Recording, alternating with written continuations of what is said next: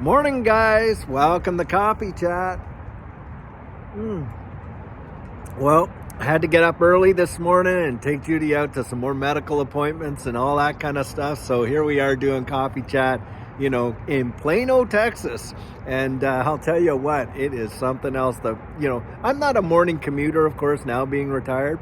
But I'll tell you, in the morning is the traffic thick. Wow. Anyway, I was reading an article here this morning, and this one is big.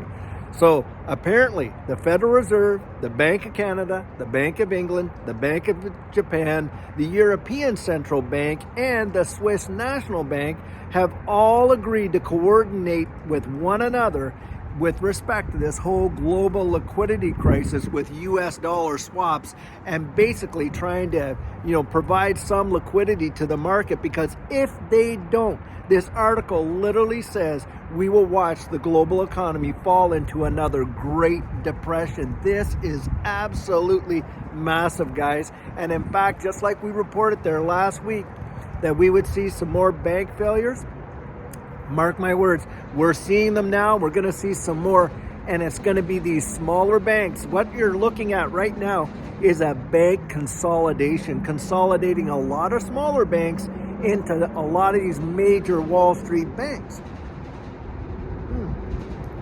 Now they're having to do that to absolutely shore up this whole global system, this whole fiat banking system, because it is absolutely at a point that if they don't do something, you're going to see major financial collapses happen all around the world. And in fact, we are going to hear about a lot more banking collapses, but this is what they're doing to try and rope this whole thing in.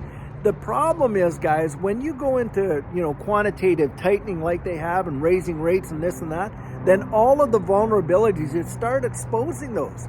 And then what happens? Well, of course, they snap, they crack. And in that type of situation, that's where we're seeing all this. Now, they want us to believe that this came out of nowhere, that nobody knew and all this. But as we know, look, the banking industry is probably one of the most regulated and the most regularly audited industries that there is in our global financial economy. And you can bet your bottom dollar they've seen this thing coming months out. And look, they're doing everything they can to swap us over and to get us into the position. You're going to watch and see. It won't be much longer. We're going to see a lot of these central bank digital currencies coming out. They're going to have to transition us because the current fiat system is absolutely broken and big time.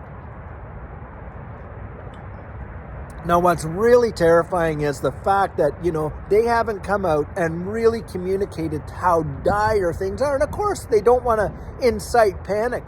And I get that. But the reality is, hey, you could have given people a lot of heads up, some warnings, so that a lot of folks could prepare. Because, guys, what do you think you're going to see in a situation like this? The things, when you deal with a banking crisis, a liquidity crisis, what we're dealing with, and banks failing, stuff like that, what's the domino effect of that? Well, of course, businesses that rely on those small banks start falling, don't they? And when those small businesses fail, what happens? Well, employees get laid off, don't they? When employees get laid off, what happens? Well, hey, they can't pay their mortgages, they can't pay their car payments, they can't pay all this. And then what happens? Well, yeah, you see foreclosures, you see the housing prices, you see the automobile industry start to fall and crack, and your economy starts to literally implode. And what they're dealing with right now, you got people debating, well, do we want to call it quantitative easing or not? They have no other choice. They have to turn on the taps, and that's why you're going to see a lot of these assets that, like Bitcoin and like crypto and all that, look at where it did today. What, we were over almost 29,000 and rising? Guys, you're going to see it happen in a big, big way. Just think of what happened in the sea dump. When everybody was locked down and the majority of the world weren't out there, all the service industries were closed and da-da-da-da-da. Nobody in their right mind would have expected to see a major bull run in a situation like that, would you? But we did. And why did we? Guys, because of quantitative easing, because of the free money, because of all the liquidity that's being thrown out there. And that's what's going to be going down here. Now, yeah, you're going to see a big consolidation where all of these smaller banks are going to be absorbed by the bigger banks. And that just makes, competition a lot tougher, doesn't it? when you only have so many venues to go to. But that's what's being orchestrated right now, guys. It's all a plan. It's all by design. They knew this was coming months ago. They've allowed the balloon to get blown up so big. Don't kid yourself.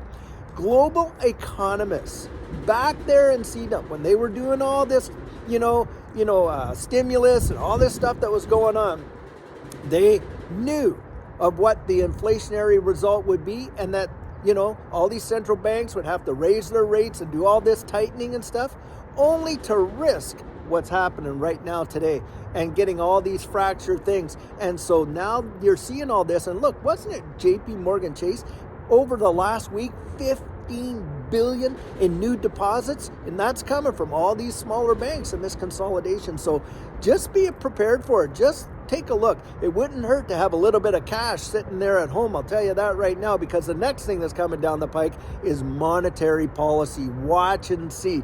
If you're not going to start seeing limits around the world as to how much folks are able to withdraw daily. I mean, you literally saw with Credit Suisse, lines right around the block of people going in trying to withdraw cash. And the reality is this, guys, when it comes to your money, there's truly only 6%, maybe even less of that, of physical cash, in comparison to everything that's on deposit. So, hey, might pay to have a little bit of cash sitting at home.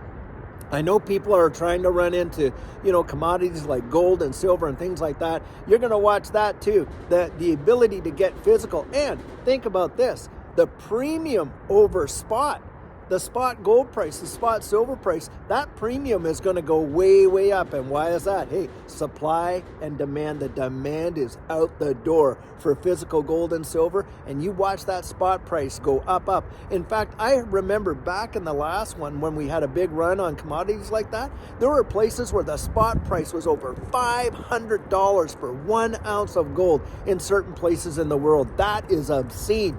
And basically, guys, I think that's what we might be looking at. But hey, that's the way this economy is going. But for those of us in this digital asset space, it is going to be something else. What an amazing time to be alive.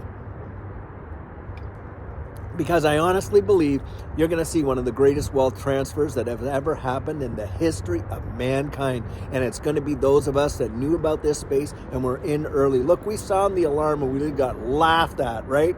I'm telling you, people aren't going to be laughing when this whole thing all pans out. But remember this, assets like XRP and all that kind of stuff were created to handle this very situation, a global liquidity crisis like this. And that's why you got companies like Ripple out there building the very infrastructure for central bank digital currencies, and the bridge asset between that, XRP. Guys, it is going to be something else. So hey, I hope you have a fantastic Monday. It's a great start of a new week, and until later on today when we have a video for you, have a great one and take care.